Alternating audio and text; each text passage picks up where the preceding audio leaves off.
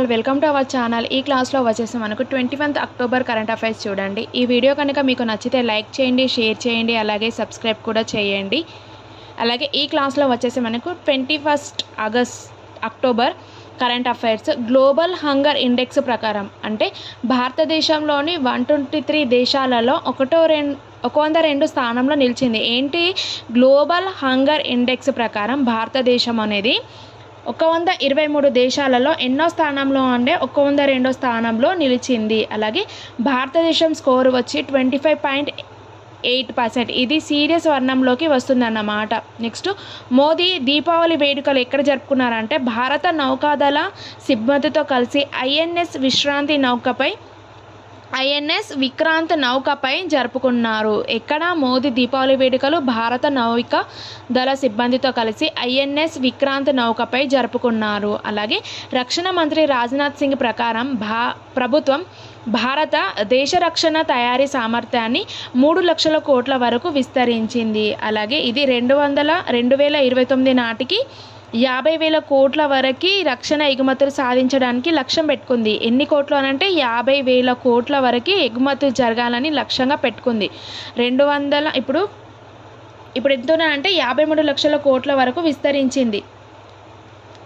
కేంద్ర ప్రభుత్వము భారత దేశ రక్షణ తయారీ సామర్థ్యాన్ని 3 లక్షల కోట్ల వరకు విస్తరించింది। ఇప్పుడు ప్రెజెంట్ 2029 నాటికి 50 కోట్ల రక్షణ ఎగుమతులు సాధించడానికి లక్ష్యం పెట్టుకుంది। అలాగే ప్రపంచ ఆధునిక సైనిక విమానాల డైరెక్టరీని విడుదల చేసిన గ్లోబల్ ఎయిర్ ఫోర్స్ ర్యాంకింగ్ ప్రకారం భారత వైమానిక దళం 3వ అత్యంత శక్తివంతమైన ఎయిర్ ఫోర్స్గా నిలిచింది। 3వ అత్యంత శక్తివంతమైన ఎయిర్ ఫోర్స్గా నిలిచింది। దీని ప్రకారము ప్రపంచ ఆధునిక సైనిక విమానం డైరెక్టరీ విడుదల చేసింది। ఏంటి గ్లోబల్ ఎయిర్ ఫోర్స్ ర్యాంకింగ్ ప్రకారం భారత వైమానిక దళము 3వ స్థానంలో నిలిచింది అన్నట్టు। నెక్స్ట్ డిఆర్ఐ చేపట్టిన ఆపరేషన్ ఫైర్ ట్రయల్ అనేది కిందికి చైనా చెందిన నిషేధిత ఫైర్ వర్క్స్ మరియు బాణసంచా స్మగ్లింగ్ ప్రయత్నం విజయవంతంగా అడ్డుకుందన్నట్టు। ఇది ఆపరేషన్ ఫైర్ ట్రయల్ చేపట్టిన మరియు బాణసంచాలను వీటిని అడ్డదోలుగా పంపించుకున్నప్పుడు వాటిని అడ్డంగా ఏం నిలిచింది అని అంటే ఆపరేషన్ ఫైర్ ట్రయల్ అనేది నిలుచుకున్నట్టు।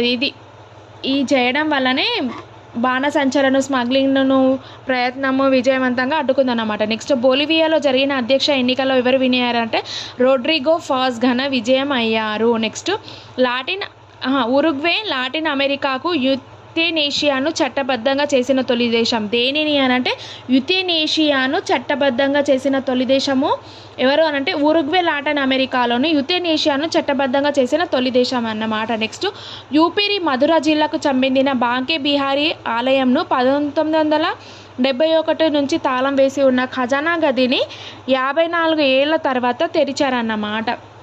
ఇక్కడ యూపీ ఉత్తరప్రదేశ్లోని మధుర జిల్లాలోని బాంకే బిహారీ ఆలయము 1971 నుంచి మూసి ఉన్నప్పుడు ఇప్పుడు 54 ఏళ్ల తర్వాత దాన్ని తెరిచారు। నెక్స్ట్ హైదరాబాద్లోని జాతీయ భూభౌతిక పరిశోధన సంస్థ శాస్త్రవేత్తలు మరియు ఇండియన్ ఇన్స్టిట్యూట్ ఆఫ్ సైన్స్ మరియు ఇతర పరిశోధన సంస్థలతో కలిసి కర్ణాటక రాష్ట్రంలోని రాయచూర్ జిల్లాలోని అమరేశ్వర ఆలయంలో లిథియం నిల్వలను గుర్తించారు। దేని లిథియం ప్రధానంగా 2 రూపాలు ఏంటంటే స్పోడోమిన్ జిన్వాలైట్, ఈ 2 రూపాలను గుర్తించారన్నమాట। ఇక్కడ హైదరాబాద్లోని జాతీయ భౌతిక పరిశోధన సంస్థ శాస్త్రవేత్తలు ఇండియన్ ఇన్స్టిట్యూట్ ఆఫ్ సైన్స్ వాళ్ళు మరియు ఇతర పరిశోధన సంస్థలు కలిసి లిథియంను నిల్వలను గుర్తించారు। ఎక్కడ కర్ణాటక రాష్ట్రంలో।